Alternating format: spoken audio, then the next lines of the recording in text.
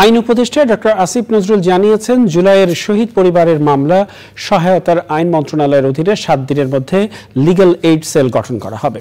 রাজধানীর নগর ভবনে জুলাই শহীদ স্মৃতি ফাউন্ডেশনের অর্থ সহায়তা অনুষ্ঠানের ফাউন্ডেশনের সাধারণ সম্পাদক সার্জিজ আলম বলেছেন, শহীদ পরিবার শুধু অর্থ সহায়তা নয়, হত্যাকাণ্ডের বিচার চায়।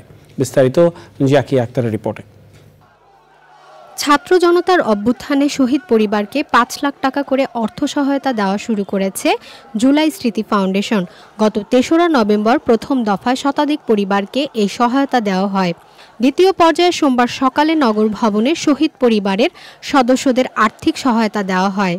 আওয়ামী লীগের গণহত্যার বিচার তাদের নিয়োগ দেওয়া লোক দিয়ে করা সম্ভব নয় মন্তব্য করে আইন উপদেষ্টা আসিফ নজরুল বলেন, সঠিক বিচার কাজের জন্য যা যা দরকার সবকিছুই পরিবর্তন করা হয়েছে। যখন চার্জশিট হয়ে যাবে, চার্জ গঠন হয়ে যাবে, তোমরা ঘন ঘন প্রতিদিনই টেলিভিশনে দেখবা যাদেরকে গ্রেফতার করা গেছে তাদের বিচার প্রক্রিয়াটা, তখন তোমাদের কাছে আরো দৃশ্যমান হবে, তখন তোমাদের মনে হবে যে কাজ হচ্ছে। বিচার নিয়ে শহীদ পরিবারের সদস্যদের চাওয়া সম্পর্কে কথা বলেন জুলাই স্মৃতি ফাউন্ডেশনের সাধারণ সম্পাদক সার্জিস আলম। আমাদের গতির কিছু সীমাবদ্ধতা আছে, আমাদের সামর্থ্যের কিছু সীমাবদ্ধতা আছে, কিন্তু এই ফাউন্ডেশনে যারা রয়েছে তারা কেউ শহীদ পরিবারের সদস্য, কেউ চোখের সামনে লাশ দেখেছে, রক্ত দেখেছে, ওই মিছিলের প্রথম সারিতে ছিল। প্রত্যেকটি মানুষ আপনাদেরকে ওম করে, আপনাদের ব্যথাগুলোকে অনুভব করে।